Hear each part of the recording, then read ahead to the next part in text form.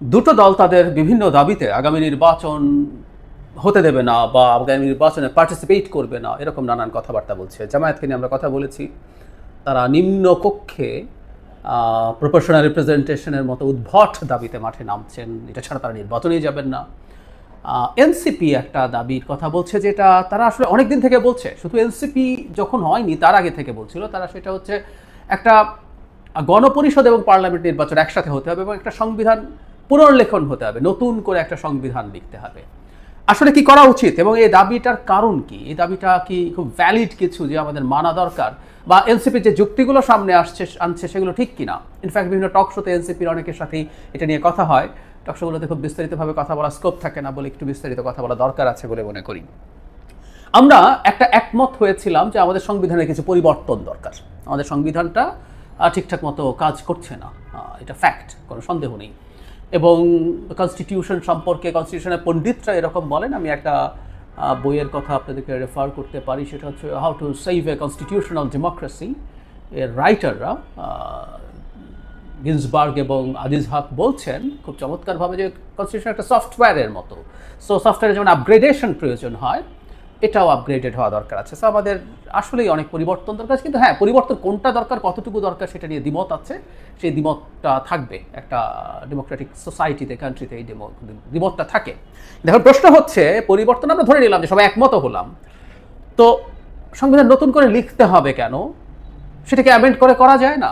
এই ডিবেটটা চলছে। আমি প্রায় একটা এক্সাম্পল দিই, এটা এখানে একটু বলি। সেটা হচ্ছে দেং জিয়াওপিংয়ের একটা বিখ্যাত উক্তি আছে, সেটা হলো বিড়াল সাদা না কালো সেটা ম্যাটার করে না, বিড়াল ইঁদুর ধরতে পারে কিনা সেটা সবচেয়ে জরুরি ব্যাপার। মানে তিনি যখন মাও জেডংয়ের যে অর্থনৈতিক ব্যবস্থা, সোশ্যালিস্ট অর্থনৈতিক ব্যবস্থা দিয়ে তিনি যখন দেশে ডিজাস্টার করলেন, দুর্ভিক্ষে কোটি কোটি মানুষ মারা গেল গ্রেট লিপ ফরওয়ার্ড এবং কালচারাল রেভলিউশনের পর, তখন তিনি মূলত ক্যাপিটালিস্ট ইকোনমি দিয়েই আসলে চায়নার এই যে আজকের অর্থনৈতিক সমৃদ্ধি সেটা সূচনা করলেন। তখন সমালোচনা হচ্ছিল, তখন তিনি এটা বোঝাতে চাইলেন যে অর্থনৈতিক উন্নতি হওয়াটাই জরুরি, সেটা কিভাবে হলো সেটা জরুরি না। ঠিক একইভাবে আমি বলছি আমাদের সংবিধানের কিছু পরিবর্তন, কিছু সংশোধন হওয়া জরুরি। এখন সেটা সংশোধনীর মাধ্যমে নাকি নতুন সংবিধান লেখার মাধ্যমে, এটা একেবারেই অপ্রয়োজনীয় বিতর্ক বলে আমি মনে করি। কারণ হচ্ছে ওগুলো সংশোধনের মাধ্যমে করা যায়, নতুন সংবিধান লিখেও করা যায়। এখন এনসিপি একটা যুক্তি দেয়, সেই যুক্তিটাই মূলত আমি ডিবাঙ্ক করতে চাই। তারা একটা যুক্তি দিয়েছেন, দেন, সেটা হলো সংবিধান যদি সংশোধন করা হয় এইভাবে, তারপর এই সংশোধনীটা বাতিল হয়ে যেতে পারে। মানে আমাদের সামনে তার সাথে একটা নজির আছে, দুটো সংশোধনী 5th এবং 7th শেখ হাসিনার সময়ে বাতিল হয়েছে, যেগুলো আসলে জিয়াউর রহমান এবং হুসাইন মোহাম্মদ এরশাদের সময়কার শাসন আমলের বেশ কিছু জিনিসের পরবর্তীতে র্যাটিফিকেশন করা হয়েছে। এটাও ভুল, কারণ হচ্ছে ওগুলো পরবর্তীতে করা হয়েছে এবং সেটা স্বাভাবিক যে বিষয়টা ছিল তা না। আবার 11th অ্যামেন্ডমেন্ট, যেটা বিচারপতি শাহাবুদ্দিন এরশাদের সময় উপরাষ্ট্রপতি হয়েছেন, আবার তিনি পরবর্তীতে প্রধান বিচারপতির পদে চলে গেছেন, এটা 11th হয়েছে, সেটা তো আবার বাতিল হয়নি। আর আমরা শেখ হাসিনার এই বাতিল করা দিয়ে যদি কেউ ঝুঁকি বোধ করি, আমি মনে করছি কেউ অ্যামেন্ড করলে কোনো একদিন, তাত্ত্বিকভাবে বলছি, শেখ হাসিনা যদি ফিরে আসেন সেসব সংশোধনী বাতিল করে দেবেন, এসব আলাপ কেউ করতে চান। সেজন্য নাকি একটা নতুন সংবিধান গণপরিষদের মাধ্যমে লেখা হলেই সব সমস্যার সমাধান হয়ে যায়। আমরা একটা সিনারিওর কথা চিন্তা করি, তো শেখ হাসিনা যদি দেশে আসেন, ক্ষমতায় আসতে পারেন, আমরা কি মনে করি যে সংবিধানটা আমরা নতুন করে লিখব, সেই সংবিধানটা টিকে থাকবে, সেটা ওই রকমভাবে বলবৎ থাকবে? আমাদের কি মনে হয় কোনো সুযোগ আছে, কোনো উপায় আছে? আমি মনে করি না, কারণ শেখ হাসিনা নিজেকেই এখনও প্রধানমন্ত্রী দাবি করছেন এবং এই সরকারকে অবৈধ মনে করছেন। তো এই সরকারের সময়ে একটা নির্বাচন হবে, সেই নির্বাচনে একটা গণপরিষদ নির্বাচন হবে, তারা একটা নতুন সংবিধান লিখবে এবং শেখ হাসিনা এসে যদি ক্ষমতা দখল করতে পারেন, তিনি এই সংবিধানকে সম্মান জানিয়ে, যেহেতু এটা গণপরিষদে লেখা হয়েছে, যেহেতু এটা গণভোটে দেওয়া হয়েছে, তাই এটা নিয়ে আমাকে সম্মান রেখে চলতে হবে, এটা মেনে চলবো। Will it happen? No way. Even গণভোট, তাত্ত্বিকভাবে বলছি, গণভোট যদি শেখ হাসিনা এসেও যদি করতে যান যে ঠিক আছে একটা গণভোট নিলাম, এই সংবিধান বাতিল করে দিতে চাই, জনগণের সব একটা ভোট দিলাম, ইত্যাদি ইত্যাদি, কি দাঁড়াবে এগুলো?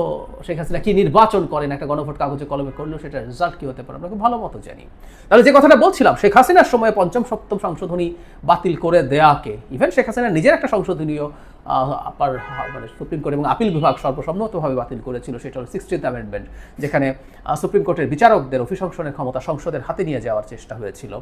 তো সেটা দেখেই আমরা মনে করব, ভয় পাবো যে ভবিষ্যতে আমাদের অ্যামেন্ডমেন্টগুলো বাতিল হয়ে যেতে পারে, আর নতুন করে ফেললে সেটা আর বাতিল করা যাবে না।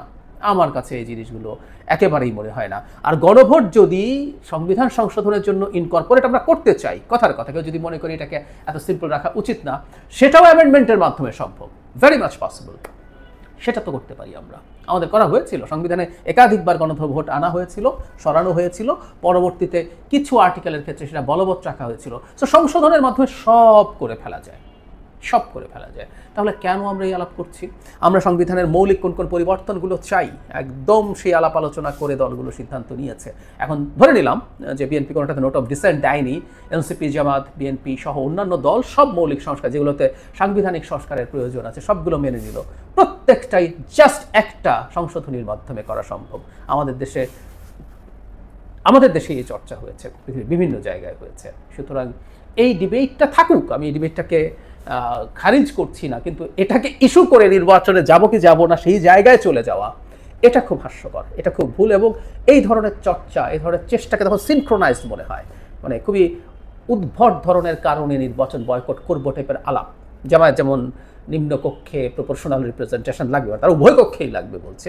ঠিক একইভাবে এনসিপি যখন এই দাবি তুলছে, এই আওয়াজ তুলছে, তখন মনে হবে যে তারা একসাথে অ্যালাইন্ড হয়ে নির্বাচনকে বানচাল করার কোনো না কোনো চেষ্টায় তারা লিপ্ত হয়েছে, এই অভিযোগ আসতে পারে।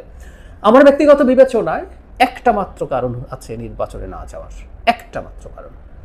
সেটা হচ্ছে কোনো রাজনৈতিক দল যদি বিশ্বাস করে যে সরকারটা ক্ষমতায় আছে, সে নিউট্রাল সরকার না, সে নির্বাচন ম্যানিপুলেট করে তার দিকে নিয়ে যাবে। আমরা শেখ হাসিনার সময়ে তত্ত্বাবধায়ক সরকারের আলাপ এই কারণে করেছি যে নির্বাচন কমিশন টমিশন না, নির্বাচন আদতে সরকার করে, সরকার ঠিক না হলে নির্বাচন হয় না, এবং সরকার নির্বাচনটা চুরি করে তার কাছে নিয়ে আসবে।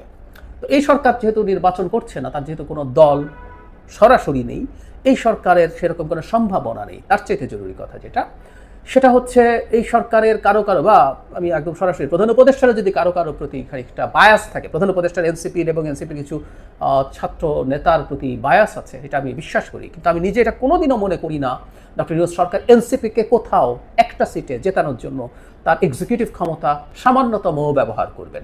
সুতরাং এই সরকার কোনো কোনো জায়গায় ইনএফিশিয়েন্ট হলেও হতে পারে, কিন্তু এই সরকারের নিউট্রালিটি নিয়ে, নিরপেক্ষতা নিয়ে ন্যূনতম কোনো প্রশ্ন আছে বলে মানে নির্বাচন করার ক্ষেত্রে আমি মনে করি না। এই একটা জিনিসে যদি সন্দেহ না থাকে, প্রত্যেকটা ক্রিয়াশীল রাজনৈতিক দলের উচিত নির্বাচনে যাওয়া। যে জিনিসগুলো হয়নি, আই ডু রিপিট, অনেকবার বলেছি, সেগুলো তারা তাদের ম্যানিফেস্টোতে ইনক্লুড করবেন, সেগুলো নিয়ে রাজনীতি করবেন, ভোটারের কাছে ভোট চাইবেন, ভবিষ্যতেও রাজনীতি জারি রাখবেন, চাপ তৈরি করবেন, মানুষকে কানেক্ট করবেন। মানুষ যথেষ্ট কানেক্টেড হলে ইভেন ক্ষমতাসীন যে দল থাকবে তাদেরও চাপ তৈরি হতে পারে এবং তারাও এই দাবিগুলো মেনে নিতে পারে। আর যদি না হয়, অন্যরা নির্বাচিত হন, নির্বাচিত হয়ে গিয়ে কাজগুলো করে ফেলুন। কিন্তু নির্বাচনে যাব না এই ধরনের ঠুনকো অজুহাতে, এটা অত্যন্ত ভুল বার্তা দেয় সমাজে এবং আমাদের মানে ভবিষ্যতে এক ধরনের একটা অ্যানার্কি, নৈরাজ্য তৈরির পরিস্থিতি তৈরি করবে। প্রত্যেকটা দলকে এই সতর্কতা মাথায় রাখা দরকার।